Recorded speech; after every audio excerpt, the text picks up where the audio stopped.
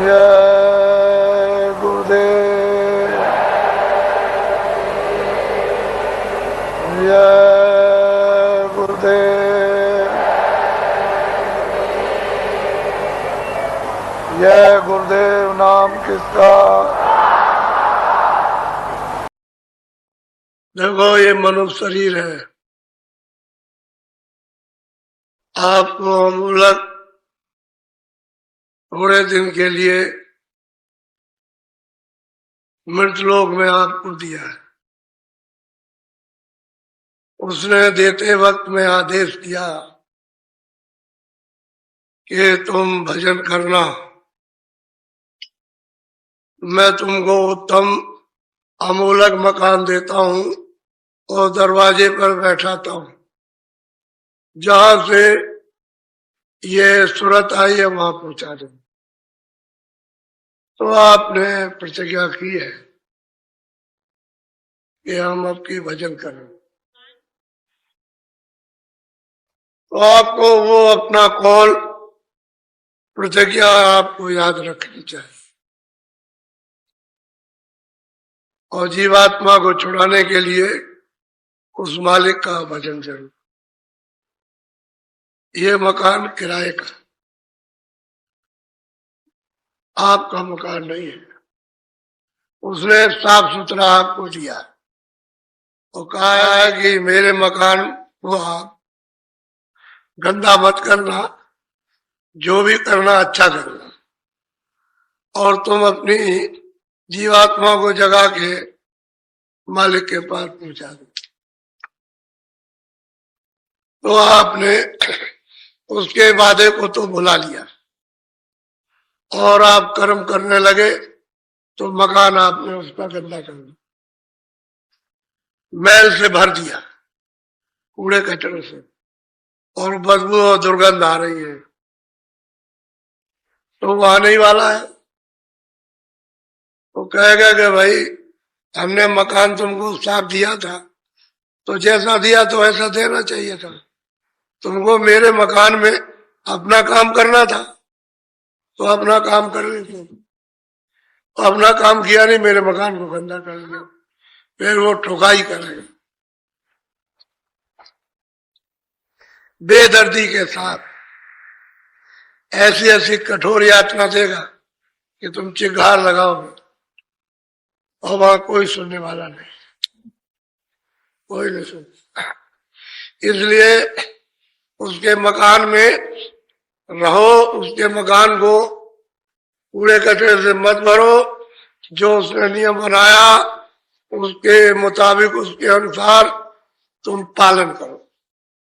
देखो भी, सुनो भी, बोलो भी, सेवा भी लो, सेवा करो, काम करो, काम लो भी, काम दूसरों का भी करो, ये सब करो। इंद्रियों से क्रिया करो, लेकिन सच्ची करो, जिस क्रिया से सबको आराम। वो क्रिया मत करो जिससे दुख मिले, वही यही तुम्हारे लिए दलदल बन जाएगा, बवाद। तो आपको रो रो के देना पड़ेगा। तो आप लोग ये जानते नहीं, समझते नहीं। तो मैंने आपको ये बताया था कि भाई प्रियलाल ने गोस्वामी जी महाराज के पास पहुंच करके और उन्होंने कैसे मालिक को या सबको कैसे प्राप्त किया, आदि से अंत तक और अंत से आद तक उन्होंने सब जान दिया। लेकिन प्रश्न इस बात का है, तुमको शंका हुई ये उनके पास पहुंचे कैसे, यानी पहुंचने का कारण क्या बना। तो देखो, जब कारण बनता है तो कैसा कारण बनता है वो सुनने लायक है।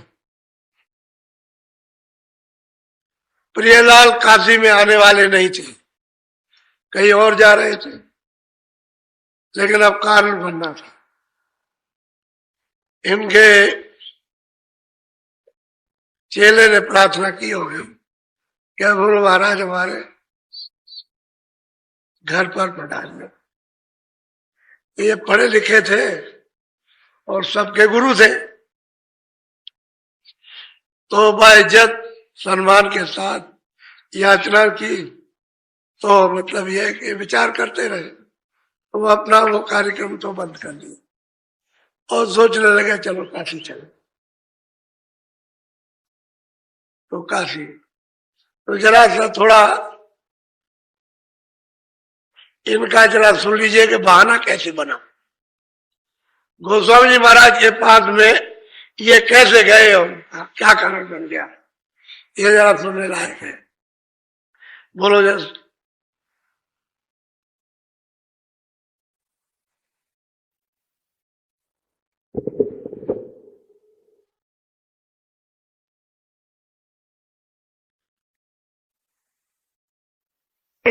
असयस कस भाग ये है मशहूर सत्य हम बखाना असयस वेद पुराण। चारों धाम गए, सब कुछ कहा, लेकिन हमको कुछ नहीं मिला। फिर उन्होंने अपना बात किया कि कुछ नहीं हुआ। तो भाई इतना जन्म तुम्हारा, इतना समय चला गया तो किस लिए गया? मालिक तो तुम्हारे पास है। तुम कभी उस घाट पर बैठ करके तुमने कभी ये प्रार्थना की कि ये मालिक दर्शन दो? कुछ नहीं बात। जब देख लिया कि बिल्कुल दीन हो गए तो कहा आप सत्संग सुन लो और रस्ता तो अब बता ही देंगे। तो 4 दिन 10 दिन 15 दिन सुना और सुनने के बाद बस रोते रहे, रोना शुरू कर दिया। बैठ के कभी उधर बैठ गए रो रहे, कभी उधर बैठ गए, कभी उधर बैठ गए, कभी सोच गए तो वहां रोने लगे जाकर के। कभी कुछ अच्छा ना लगे उनको, तब देखा कि अब ठीक हूं। तो गोस्वामी जी महाराज ने फिर उस पर कहा देखो ये धर्माजा है, और यहाँ बैठ करके घाट पर बैठ करके मन और बुद्धि और चित्त और वही सूरत को रोक कर थाम करके और चलो अंदर की तरफ में रास्ता दिखाई देगा। तो बैठ के साधन करने लगे, साधन करे रोए, साधन करे रोए। इसी तरह से ये सब सफाई हो गई। तब कूड़ा कचरा साफ और आंख खुल गई, दिखाई देने लगे। ये बात है विरह, इसमें है विरह सब काम कर लेती है। बस 100 दबाओं की, 100 यत्न की, 100 ज्ञान की, 100 ध्यान की, 100 पढ़ने लिखने की, ये एक विरह वो ला करके दरवाजे में पड़क देती है।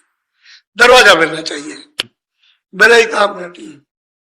अब मीरा कोई बुरे हो गए तो एक दफे राजा रैदास जी रास्ता बता करके उसके बगीचे में, यानी राजा के मैं बगीचे में वो आई दर्शन करने, उसको रास्ता बता दिया। एक ही दिन की बात, और लग गई उसको लो तो रोती रहे, मतलब ये और जो बताया था साधन करती है, रोती रहे साधन करती, आंख खुल गई। वो तो बात ये है कि मेरा सब काम करती है, वो सब करने के बाद अब ये भी रोते रहे तो रास्ता बताए। तो मैंने पहले इनका सुना है कि इन्होंने कैसे प्राप्त किया। सही बात तो ये थी, ये सबके गुरु थे। अब यह है कि चेले तो चेले थे, चेले क्यों भाग गए भाई? चेले क्या समझ के भाग गए? कहले गुरु नास्तिक, गुरु ढोंगी है। तो ये समझकर, नास्तिक समझकर चेले ज्ञानी हो गए। गुरु ज्ञानी रहा, चेले ज्ञानी हो गए। वो समझ गए। तो एक दिन उन्होंने कहा कि महाराज आपकी बड़ी दया हुई, कैसी कृपा दया कर दी कि चेले सभा भाग गए। अच्छा हुआ, ये कारण बना था ढंढोरा। ऐसा ही ढंढोरा पिटने का माना श्यामा नेनु विद्वान, काशी के उस समय धुरंधर, इनसे कोई टिक नहीं सकता। ऐसे विद्वान की 7 घंटा और इनको आगे कर दिया, तो ये सब जाकर के होना। जो प्रश्न करे उसका उत्तर ये सब वही रह गए, और इन्होंने भी प्राप्त कर लिया। असल में बात यह है कि कोई ना कोई कारण बन जाता है जिससे महापुरुषों का मिलन हो जाता है। जब कारण नहीं बनेगा, जरिया नहीं बनेगा तो मिलन नहीं होगा। वो कोराम जरिया बन गया, उसे लोगों को वहां तक पहुंचने का मौका मिला और वहां गए, उन्होंने सत्संग सुना, उसी से सब भ्रम टूट गया। करने सत्संग से ब्रह्म चला जाएगा, विवेक आ जाएगा। रास्ता तो बाद में है, पहले सत्संग, सब जितने भी भ्रम सब तोड़ दे, वो विवेक होगा। संसार का सत्य का ये विवेक होगा। बुद्धि जब परिपक्व हो जाए सत्संग सुन करके, तो बुद्धि को कोई ठग नहीं सकता, धोखा नहीं दे सकता। तो जैसे ही परिपक्व हो जाए, दीन हो गया, और दीन हो गया, उसे दीन को मिल जाएगा। वो दीना नाथ है, दीनों पे दया करता है। सबको ऐसे ही मिला, सब रोए, बहुत रोए। बेअतिन के दृष्टांत को आप सुने तो बहुत रोए ये सब लोग, और सबको मिल गया, और उन्होंने रास्ता दे दिया और सबको अपने सामने ही पहुंचा दिया। स्त्रियां भी इसमें, जैन मत के भी है, वैष्णव मत के भी है, सन्यासी भी है इसमें, और जात के इसमें क्षत्रिय भी है, तो ब्राह्मण मुसलमान भी है इसमें, मुसलमान। वो तो शेख तकीब मियां, वो तो काशी में मजिस्ट्रेट थे, बहुत अच्छा इंसाफ करते थे। ये भी उसी कोराम में फंस गए, उसी झगड़े में। इनके सामने तो पूरा झगड़ा था, तो ये उस झगड़े को समझने के लिए चले गए, और वहां जाकर के उनका दीदार दर्शन हो गया। उन्होंने पूछा खुदा के बारे में, तो फौरन बताया उर्दू में, जैसे ही समझाया उर्दू जबान में, बस मतलब वो चुप हो गया, बिल्कुल गमगी, एकदम चुप हो गया, कोई जवाब नहीं। उनके जवाब के उत्तर के सामने कोई जवाब, फौरन बस वो दीन हो गया, उसको भी रास्ता दे दिया, वो भी रो जाए। और देखा कि अब तो ये मालिक को चाहता है, तो उसको भी अपने सामने ही पार किया। कहने का है कोई न कोई वसीला, जरिया, कारण वहां तक पहुंचने का, घर वाले, झगड़े वाले, कोई ये वाले, कोई वो वाले, कोई मिलने वाले, कोई निंदा करने वाले, कोई न कोई मिल जाए तो जरिया बन जाएगा, वहां तक पहुंच जाएगा। ये होता है, कारण जरूर बनता है कारण। और वो जो बहुत ऊंचे दर्जे के संस्कारी होते हैं, सीधे ही मिल जाते, सीधे ही मिल लेते हैं, क्या हो ऐसे मिल जाए। बोलो कुछ तो बोलो, कुछ बोल दो।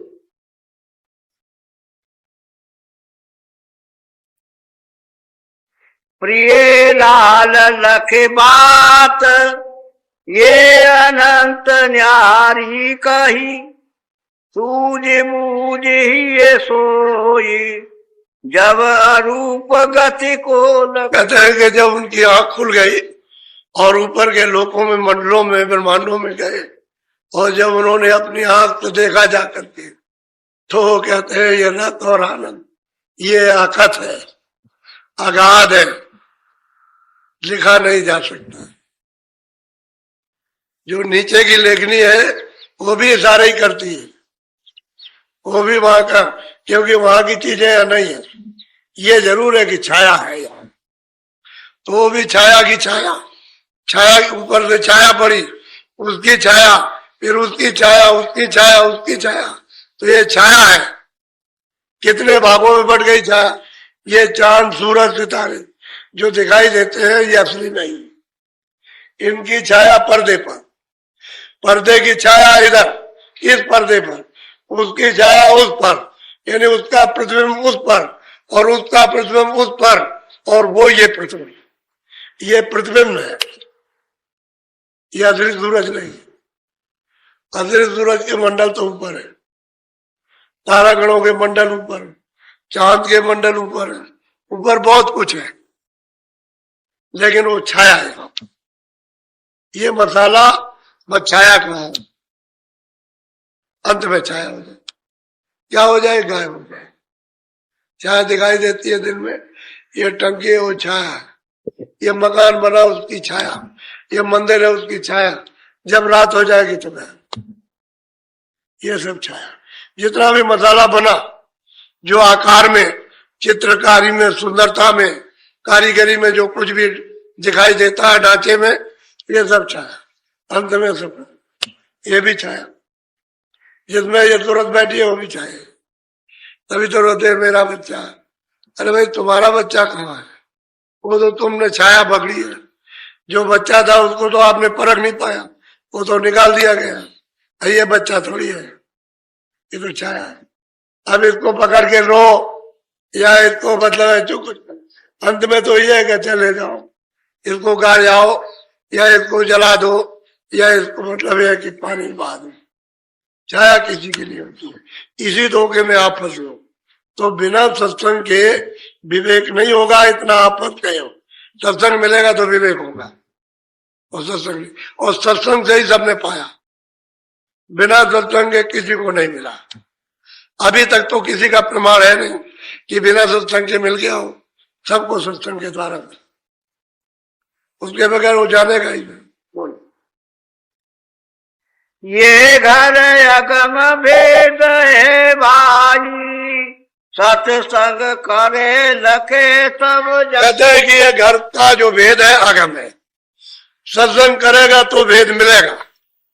अगम का भेद अपने घर में जाने का, और सत्संग नहीं करेगा तो वो भेद अगम है, वो नहीं मिल सकता, कोई नहीं जान सकता। अरे आप इतने दिनों से आ रहे हो, हम तो बाहर जा रहे हैं, ये तमाम लोग आपके सामने ही आए हुए हैं, जो सुबह थे उससे ज्यादा आ गए, वो आ गए लोग, और रात भर चलेंगे और कल दिन भर चलेंगे। कल देखिएगा आप इसकी उपस्थिति को। तो आप ऐसा मत समझो, मैं तो बहुत भ्रमण किया, मैंने वहां आपको बताया था, एक घड़ी के सत्संग में, 2 घड़ी के, एक दिन के 2 घंटे के सत्संग में आपको बहुत सुनाया, लेकिन वो जो सुनाया वो पढ़ा है आपने, तो कभी न कभी आपके उसको उपयोग में आ जाएगा। ऐसा नहीं है कि बीज डाला गया तो वो काम नहीं करेगा, पढ़ा है।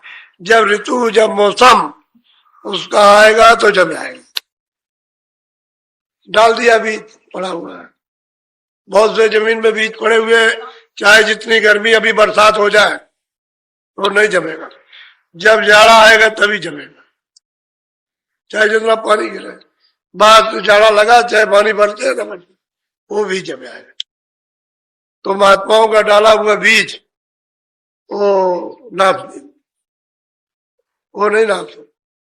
वो जब मौसम आएगा, उसकी जब बाहर आएगी तो जमेगा, कल्ला दे जाएगा, तब काम होगा। ये तो ये इतने दूर दूर से आए, तो ऐसा नहीं है कि मैं कहीं गया नहीं, मैंने दौड़ा करके बहुत मेहनत। अब तो मेरी उम्र बहुत हो गई, वैसे अभी मैं मेहनत करता हूँ, कम थोड़ी मेहनत करता हूँ, बहुत करता हूँ। तो सत्संग सुनो, आपको जो कुछ भी जानकारी और परिचय जो कुछ मिला, सत्संग, सत्संग नहीं मिलता तो कुछ नहीं होता। और जो कुछ भी आपने अंदर जो चलने का जाना, जो देखा और सुना, वो सत्संग से ही आपने पाया, वैसे नहीं पाया। वैसे तो क्रिया तो आप पहले भी करते थे, लेकिन मालूम नहीं था कि दरवाजा कहाँ है और कैसे आँख खुलेगी, कैसे कान खुलेंगे, किधर से आवाज आती है, किधर से देखा जाएगा, आपको पता ही नहीं था। सत्संग से और वो प्रियलाल कहते हैं कि भाई बिना हमको भी जो मिला उस सत्संग से, हम अगर उनके पास जाते नहीं, उनके वचन को नहीं सुनते रोज रोज रोज रोज, तो हमको भी कुछ पता नहीं चलता, हमको भी सत्संग ही चलता। क्योंकि अगम घर का भेद है सत्संग से, और सत्संग बगैर महात्मा खुश नहीं होते, क्योंकि सत्संग सुनोगे विवेक आ जाएगा, आपके अंदर गुण आएंगे, तब वो तुम्हारे ऊपर रीच आएंगे, तब रास्ता देते। ऐसे बोलो। ये अगाध की बात है अनुपा, मुझे संत मिले कोई।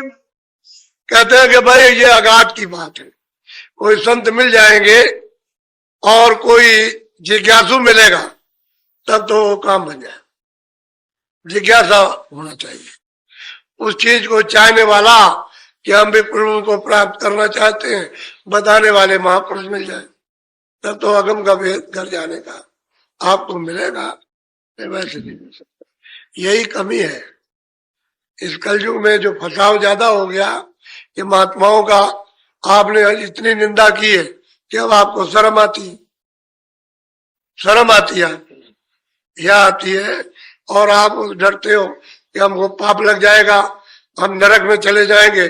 बताइए, शास्त्रों में तो सब में लिखा है कि संत को सबसे बड़ा, सब में लिखा हुआ है, लेकिन जो लिखा है उसको नहीं मानते हैं। रामायण रोज पढ़ते हो, उसमें संत की महिमा लिखी है कि वो सबसे बड़े, लेकिन नहीं मानेंगे आज। उनसे शंका करते हो और उनकी निंदा करते हो, और निंदा संत की बौर बौर नरके जाए, कोई नहीं बचा सकता। संत की निंदा अगर आप करेंगे तो कोई बचा नहीं सकता, कोई भी जगत में बचाने वाला नहीं है। इसलिए आपको पता नहीं कि सत्संग नाम किसका है। ये धक्कम धुक्का काम नहीं है, वो तो बहुत ही सावधानी का काम। बोलो। अगम पंथ सतगुरु से पावे, सतगुरु मिले तो राह बता। हम कहते हैं अगम का रास्ता पंथ, पंथ कहते हैं रास्ते को। अगर सतगुरु मिलेगा तो अगम का रास्ता मिलेगा, अगम का पंथ मिलेगा, और सतगुरु नहीं मिलेगा तो नहीं मिलेगा। अब वो ये कहने लगे, कहा बेचारे क्या कर रहे थे, वो तो चेले चपाटों का तो मामला गया। अब ये कहा जो इनको मिला, अब वो कहते हैं भाई सतगुरु मिलेगा तभी अपने घर में जाओगे, और बिना उनके मिले हुए पंथ नहीं मिल सकता। पंथ कहते हैं रास्ते। हम मजहब बना लेते, एक फिरका बना लेते हैं पंथ हमारे मत के। अरे ये मत में वो रास्ता सबका एक है, एक ही रास्ते से आए हो और आकर के भूल गए, वो एक ही रास्ता जाने का है, उसी को पंथ कहते। तो वो कोई कोई जानता, जब वो पूरा मिल जाएगा तो वो जानता है, उसी रास्ते से आपको ले जाएगा। वो नहीं मिलेगा तो घर का रास्ता नहीं मिलेगा। बोलो। सतगुरु मिले कहे दरसाई, बिना संत नहीं बूझ बुझा। कहते हैं कि जब तक संत नहीं मिलते हैं तब तक उनका कौन विवेचन, कौन अर्थ बता सकता है जो किताबों में उलझे हुए हम। वो मिलेंगे तभी तो बताएंगे कि तुम कहाँ कहाँ फंसे हुए हो, क्या क्या कर रहे हो। ये जो कर रहे हो ये तुम्हारा काम नहीं है, ये सब क्रिया तुम्हारी व्यर्थ चली जाए। इसका छोटा मोटा शुभ कर्म का फल जब आप प्राप्त कर सकते हो, कोई बुरा ना करो। और तुमने जो बुरा किया तो वो जो जरा भी करते हो तो सब उसमें बुराई में सब नाश हो जाएगा, वही फिर काला हो जाएगा। जब कालमा जमेगी तो पुण्य जो है उसमें नष्ट हो जाएगा, फिर पुण्य का चला जाता है। तो कहते हैं जब सतगुरु मिल जाए, संत पूरे मिल जाए, तभी मतलब यह है कि उसे बताएंगे और वो सब दर्शा देंगे। जहां जो चीज लिखी हुई है वो सब बताएंगे, जहां जहां फंसे हुए, और कहेंगे भाई तो आगे जाने का रास्ता है, घर में ये घर नहीं है तुम्हारा। तब तक नहीं मिलेगा, संत नहीं मिलेंगे तो कोई कुछ नहीं। बोलो। वेद भेद बिन विधि नाई जाने, बावन पंडित एक न। अब प्रियालाल कहते हैं कि भाई वेद में जो भेद, वो अगम का भेद वेद नहीं जानते, उसे नहीं मालूम है। क्योंकि वेद जो लिखे गए हैं तो ब्रह्मा ने कुछ देखा थोड़ी है, वो तो समाधि लगाई तो खाली उनको आवाज सुनाई देती रही, आवाज सुनाई देती रही, उसको सुनते रहे। उन्होंने आदेश किया जो हम बोले वो तुम लिख दो। आद्या महाशक्ति से कहा कि तुम इनको इधर आने मत देना, वही हम इनको बाणी सुनाते हैं, और हमने इनको आदेश दिया तो बाणी लिख लो। तो जो जो बोलते गए वो लिखते चले गए। वही 4 वेद है, 1 लाख श्लोक है बस, और 4 खंड है। 80,000 उपासना, 16,000, 80,000 कर्मकांड, 16,000 उपासना कांड और 4,000 ज्ञान कांड। 1 लाख श्लोक है कुल। वो उन्होंने ब्रह्मा ने तो देखा नहीं, यानी उन्होंने तो निरंजन भगवान को भी नहीं देखा, उनकी आवाज को सुना, तो जो बाणी आई उसको लेकिन उसमें ये लिखा हुआ कि हमको ऊपर की आवाज सुनाई दी, इसके अतिरिक्त, इसके अलावा। तो उन्होंने कहा नहीं, ना ये थी ना तो अभी इतना खत्म नहीं है, और कुछ है लेकिन हमने उसको देखा नहीं है। लेकिन हमको ये आवाज हुआ कि ऊपर से कोई आवाज आ रही है, और कुछ है, ये तो उसमें लिखा हुआ है। और बाकी कहते हैं वो भी नहीं जानता अपने घर का भेद। अरे भाई ये भी तो वहीं से आए, हाँ, उस घर से ये भी तो आए जो बैठे हुए जिन्होंने वेद बाणी उच्चारण की ब्रह्मा से लिखवाया, ये भी तो वही घर से आए जहां से आप आए, वहां से वो भी आए। ऐसा नहीं क्यों नहीं। असल में बात यह है कि उनको तो देश निकाला कर दिया, तुम जाओ तपस्या करो और तपस्या से फल प्राप्त करो, तो उनको भी फल दे दिया। जब तपस्या कर ली, खुश हो गए, तो ये सब मसाला उन्होंने मांगा कि राजपाट हमको दे दीजिए कुछ, तो उन्होंने थोड़ा सा दे दिया बूंद भर, तो सुरतों को जरा सा दे दिया, थोड़ा सा भंडार दे दिया, उनका जाओ ले, तो साथ गंदगी उतार की। इनसे कहा था, इन सुरतों से जो मनुष्य शरीर में ये जब शुरू में आई कि भाई देखो तुम फंसना नहीं, ये फंसाएंगे, तुम नाम को छोड़ना नहीं, पकड़े रहना, और तुम मसाला छोड़ देना और वापस लौटे। समझ तो मत आए, मसाले के साथ मसाला तो छोड़ा, लेकिन ये बैठे रह गए, फिर मसाले में पिट गए। अब ये मसाला ही है, ये जड़ मसाला ही है, ये लिंग मसाला, सूक्ष्म मसाला, कारण मसाला, इसमें फंस गए। मसाला कहते हैं देही, पर्दा। अब ये पर्दा है, खोल है, भाई इसमें फंस गए। फिर सोचते हैं नाम को छोड़ चुके, बस भूल गए रास्ता। अब ये नहीं मालूम कि ये डोरी किधर से कहाँ है, कैसे मिलेगी और कैसे हम आए, उसको भूल गए। तो जब तक राह जानने वाला नहीं मिलेगा तो डोरी कैसे पकड़ाएगा, और बिना डोरी पहले आप चढ़ोगे नहीं। तो आपके पास ही डोरी है, आपके सामने ही लटक रही है, लेकिन बीच में ये सब ये तमाम भंडार कूड़े का लदा हुआ पहाड़ों की तरह। इसकी वजह से डोरी नहीं पकड़ सकते हो, क्योंकि डोरी में तो प्रकाश है, आवाज है, शक्ति है, उसमें अमृत है, सब कुछ उसके अंदर में है, और वो इस तरह से लटक के गुंजारमान कर रही है ऐसे। और वो महात्मा इसको पकड़ा देते हैं, क्योंकि ये उसी का, ये सूरत जो बैठी हुई है उसी का, इसी डोरी का तत्व है, जल रहा है। तो ये मिलना चाहता है, लेकिन काई पर्दा नहीं मिलने देता। अब महापुरुष उसको साफ करते, तो ये सटाक से चुम्बक की तरह खींच लेते, ऐसे पकड़ लेते, फिर जरूरत हो नहीं छोड़ती। यही आदेश दे के भेजा था इसको छोड़ने में, तो आपने छोड़ दिया, क्योंकि सब सुख मिल गए ना, आप सब आराम मिल गए, तो उसी में आप भूल गए, धीरे धीरे इसमें फंस गए। ये बात, फिर उसने विधान बना दिया, विधान बनाया कि देखो हमारे देश में ये पाप ये पुण्य, और तुमको हमने आजादी दे दी, तुम जैसा चाहो ऐसा करो, लेकिन जो करो सो अपना अपना भोगो। उसके लिए हमने जेल खाने बनाए, इसमें से निकाले हम उसमें बंद करेंगे, और वहां अग्नि वसूल करेंगे, सजा देंगे। जब कोई नहीं दे सकता तो जेल ही तो होती है कि भाई इसके ऊपर में इतना कर्जा हो गया, नहीं दे सकता तो 5 साल 10 साल 2 साल 4 साल सजा देगा, चलो उसका भुगतान हो जाएगा। और क्या होता है, वो सजा ही है।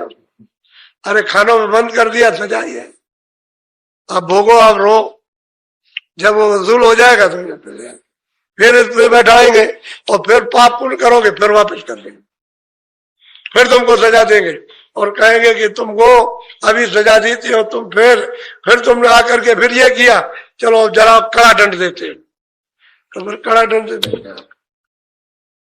ये है, बोलो।